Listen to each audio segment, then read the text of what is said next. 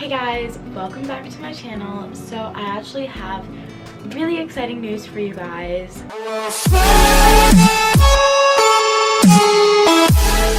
So I decided that I am going to be starting a series on my channel. And for those of you guys who know me, know that I am learning American Sign Language and I'm actually going to school to become a sign language interpreter. So with that being said, I decided that I wanted to try something new and a little bit fun. And on my channel, I am actually going to be creating an American Sign Language series where I am going to teach you anywhere from deaf culture to the basics of sign language to just fun signs that you can be able to talk to your friends with, and it's just really cool and I'm really excited about it. I really hope that you guys are gonna like it. I'm super excited. I think it's just gonna be a great thing, and it's something new and different and kind of a different side of me that you guys wouldn't have seen before. So of course it is a very big part of my life and I really wanted to share that with you guys. It is something that I am extremely passionate about and want to continue, and I feel like it's a good thing that everybody can know. It's not just for deaf people, but like it's for everybody. There's so many different cool things that you can do with it. I mean, you can communicate underwater, you can talk while you're eating without being rude, you can talk over long distances, you can, like, there's so many different things that you can do with it, and I think that it's just a really fun thing for everybody to be able to experience and just something new that everybody can learn. I decided in this video that I was going to tell you guys a little bit about sign language and some like frequently asked questions and just kind of some fun facts. So the first thing is, a lot of people ask, well, is sign language universal? It is not. So American Sign Language is only in America. Anywhere else that you go in the world, there's going to be different signs for different things. So it's all sign language, but each country has their own set of signs. It's kind of like having a different dialect per se. So that's one that is very commonly misunderstood, but it's alright because you guys are going to learn so much about it here. The second thing is, the first deaf school in the US was in Connecticut. Number 3, so deaf people are very open with each other and very close. There's a part of vulnerability that comes along with it. The deaf community is really awesome. They're really close. I have gone to quite a few deaf socials actually. I very much enjoy them. You can talk about whatever. They're just very open and very accepting to a lot of things. Like, all the deaf people that I have met are just very open and very accepting to everything, and I just love that about their community. Number 4, ASL is not only for deaf people. Again, for those of you guys who know me, I am also planning on going to school to go into special education. A lot of the kids that I have gotten the chance to meet and work with in the summer use sign language. For instance, a girl that I work with 2 summers ago is completely nonverbal, so the part of her brain that allows her to speak never fully developed, so she's physically not able to speak, but she's able to sign. So it's really cool because I was one of the only people at the camp who was able to communicate with her and have a full-on conversation.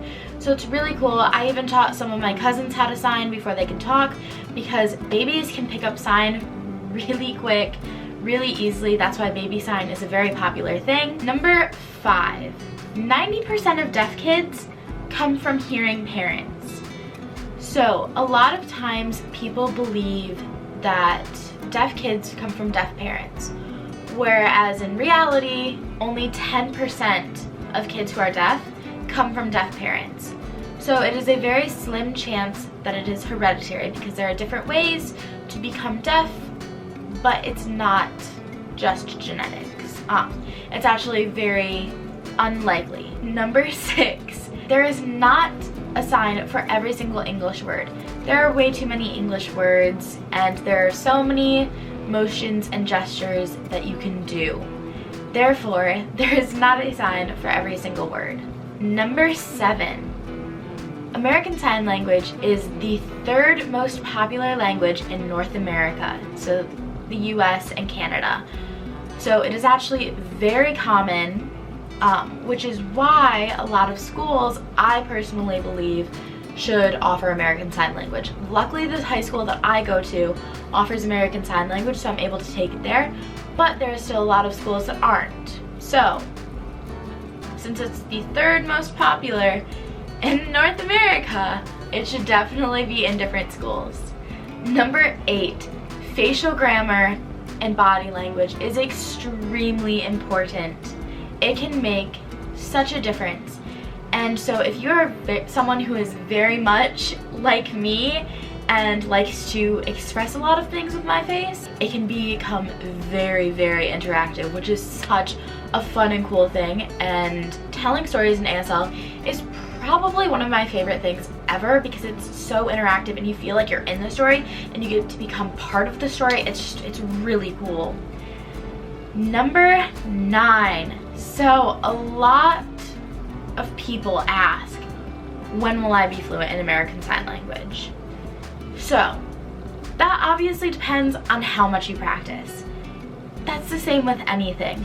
American Sign Language, I find, is extremely easy. It is so much easier than other languages because, so the best way to explain it is American Sign Language is still using the English language and it's coming up with another way to present it, but it's its own language, if that makes sense.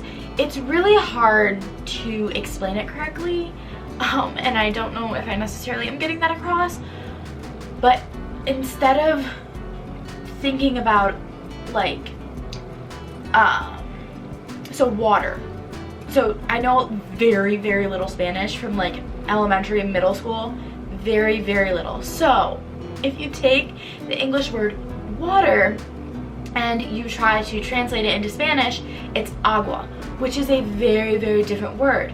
Whereas American Sign Language, all you're doing is associating emotion. So this is the sign for water, by the way.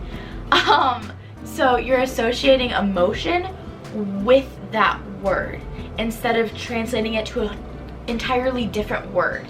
And the really cool thing is that a lot of teachers, when you're learning those other languages, actually use motions to translate it, if that makes sense. I know one of my best friends, she lives in Canada, and she did a lot of French. She is very, very, very good at French. What she actually told me the other day when I was talking to her about this is that when she was learning French at her school, they actually put motions with that word to help them remember how to translate it. So it's very common, very easy to learn. I think you guys will have a lot of fun with it. So hopefully you guys like it. Please make sure to like this video and subscribe to my channel, as well as please comment down below what other questions you guys have, maybe about deaf culture, American Sign Language as a whole, and let me know what kind of signs you guys want to learn so that I can make those in a video. Alright, I'll see you guys later. Bye.